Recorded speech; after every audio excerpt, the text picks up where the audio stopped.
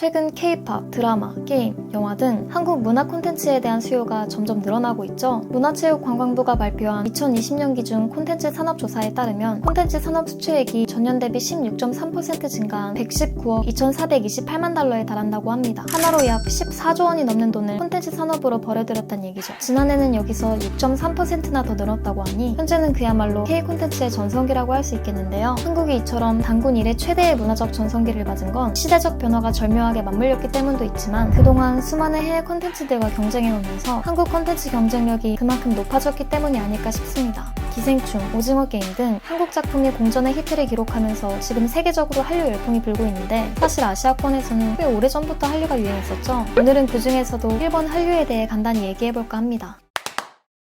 일본에서는 지금 4차 한류 붐이 일고 있는데요. 얼마 전에는 한국 관광 비자를 받기 위해 밤샘줄을 마다하지 않는 이들의 모습을 한일 양국에서 대대적으로 보도한 바 있죠. 일본인들의 이런 한국 여행 욕구는 기간 중 넷플릭스와 같은 OTT 서비스를 통해 시청한 한국 콘텐츠의 영향력이 클 것이라는 분석이 나왔는데요. 여기서 한 가지 주목하고 싶은 점은 K-팝과 한국 영화가 주된 한류 콘텐츠인 서구권과 달리 아시아권에서는 K-팝과 더불어 드라마가 주된 한류 콘텐츠라는 점입니다. 일본에서 한류라는 사회현상을 처음 일으킨 것도 영화가 아닌 드라마였죠. 이미 한국인들에게도 익히 알려져 있는 겨울 연가가 바로 일본 한류의 시초라고 할 수 있겠는데요. 당시 이 드라마의 인기가 어느 정도였냐면 2004년 겨울 연가를 보고 한국을 찾는 일본인 관광객이 5.5%나 증가했으며 겨울연가를 촬영했던 한국의 각 지역은 일본 주부 팬들의 필수 관광 코스가 되어 우리나라 관광지도가 바뀌었다는 말이 나올 정도였다고 합니다. 또 겨울연가가 국내에 무려 1조 원이라는 경제효과를 낳았다는 분석도 있었죠. 특히 당시 일본 주부들 사이에서 배용준 씨의 인기가 어마어마했다고 하는데요. 이러한 주부 팬들로 인해 일본에서는 연사마 신드롬을 일으키며 배용준 씨가 일본을 방문할 때는 국빈급 대우를 받았다고 합니다. 그를 모델로 한 만화 캐릭터도 이렇게 넘쳐날 정도니 인기가 어느 정도였는지 짐작하시죠? 하지만 당시 배용준 씨의 팬들은 대부분 중장년층 여성이었고 젊은 세대들은 한류에 무관심하다 보니 일본의 초기 한류는 아줌마들의 전유물이라는 인식이 강했다고 하네요. 하지만 그로부터 1년 후 동방신기의 일본 활동을 시작으로 한국 아이돌 그룹이 일본에서 서서히 이름을 알리기 시작하는데요. 2007년에는 동방신기가 일본에서 정상급 아이돌 그룹으로 자리 잡는 데 성공하고 그 뒤를 이어 빅뱅, 카라, 소녀시대를 비롯한 여러 한국 아이돌들이 일본에 진출하며 K-팝이 일본 젊은 세대들 사이에서 큰 인기를 얻게 됩니다. 이러한 과정에서 K-팝 가수들은 일본 아이돌 그룹보다 외모나 댄스, 가창력이 뛰어나다는 인식이 생겼고 이는 곧 신한류, 2차 한류 열풍으로 이어지게 되죠. 2차 한류는 음식, 패션, 화장품 같은 K-팝 이외의 한국 문화가 일본 여성들에게 퍼졌다는 것에서도 의의가 있다고 합니다. 아무튼 이렇게 한류 열풍이 쭉 이어지면서 승승장구하는가 싶더니 2011년 갑작스럽게 닥친 동일본 대지진으로 인해 일본 국내 사정이 어수선해지고 이듬해 이명박 대통령의 독도 방문 등으로 한일 관계가 악화되면서 일본의 한류는 침체기를 맞게 됩니다. 이때부터 그야말로 틀면 나오던 한류 드라마가 서서히 없어지기 시작하고 자국의 한류를 못마땅해 하던 우익들은 이를 기회 삼아 목소리를 높였다고 해요. 그렇게 2012년 이후 일본의 한국 콘텐츠 시장은 쇠퇴의 길을 걸으며 2015년에는 한국을 방문한 일본 여행객이 200만 명 밑으로 떨어질 정도로 한일 관계는 냉랭해져만 갔죠. 그러다 2017년 세계적인 그룹 방탄소년단과 트와이스가 일본 청소년, 청년층 사이에서 큰 인기를 끌게 되고 치즈닭갈비, 불닭볶음면, 감자 핫도그 등 한국상 먹거리들이 다시 유행을 타면서 3차 신한류 붐을 일으키게 됩니다. 놀라운 점은 이것이 한일 관계가 급격하게 냉각되는 와중에 일어난 변화라는 것인데요. 이 당시 트와이스의 TT포즈가 의도치 않게 일본에서 대유행하면서 트와이스는 비교적 빠르게 일본 진출에 성공하였고 같은 해 일본 최대 연말 가요제인 홍백가합전에도 출전하게 되죠. 이후 나온 블랙핑크, 세븐틴, 아이콘 등도 일본에서 큰 인기를 얻으면서 K-팝은 일본의 대중문화로 정착하게 됩니다. 그리고 이 기회를 놓치지 않고 JYP 엔터테인먼트가 소니 뮤직과 협업해 일본에서 글로벌 오디션 프로젝트인 니즈 프로젝트를 시행하며 국민적인 인기를 끌었는데요. 이렇게 한국 K-팝의 노하우로 기획된 그룹이 일본에서 소위 대박을 터뜨리자 한류에 부정적인 반응을 보이던 사람들의 인식에도 변화가 일어납니다. 이 시기 혐한 발언을 일삼던 일본 연예인이 방송에서 한국을 칭찬하는 발언을 하기도 했죠. 이렇게 공백기 없이 이어지던 한류는 2020년 팬데믹을 거치고 4차 한류 붐을 일으키며 일본 대중들 사이에 완벽히 스며들게 되는데요. 넷플릭스와 같은 OTT 서비스를 통해 남녀노소 한국 드라마를 즐기기 시작하면서 과거 여성들이 주류였던 일본 한류에서 남성들의 지분이 점차 커지게 됩니다. 특히 이태원 클라스의 경우 후 일본 만화에서 자주 보이는 기승전결 스토리로 인해 많은 남성 시청자들을 끌어모았다고 하죠. 이태원 클라스와 사랑의 불시착은 지금도 일본 넷플릭스 탑 10에 들어가 있을 정도로 여전히 많은 사랑을 받고 있습니다. 한편 한국 콘텐츠가 일본 내에서 큰 반향을 일으키자 일본 주류 언론사에서는 일본 연예 기획사를 비판하는 기사를 냈는데요. 그래서 부러움이 느껴지네요. 이뿐만 아니라 지난 9일에는 일본에서 한류의 인기를 인정한다는 기사가 나오기도 했죠. 보도에 따르면 한국일보, 요미우리 신문 공동 여론조사에서 양국 대중문화 중 어느 쪽이 세계에서 인기가 높다고 생각하냐는 질문에 한국을 택한 일본인의 비율이 46%로 일본을 꼽은 비율보다 높았는데요. 아무리 콧대 높은 일본인이라 할지라도 최근 K 콘텐츠가 아카데미, 빌보드 뮤직, 골든글로브 등 해외 유수 시상식에서 잇따라 수상하는 걸 보면서 저는 자존심을 세울 수 없었나 봅니다. 일본인들 스스로 한 수 접을 수밖에 없는 한류의 현재 위상을 잘 보여주는 대목이라고 생각되네요.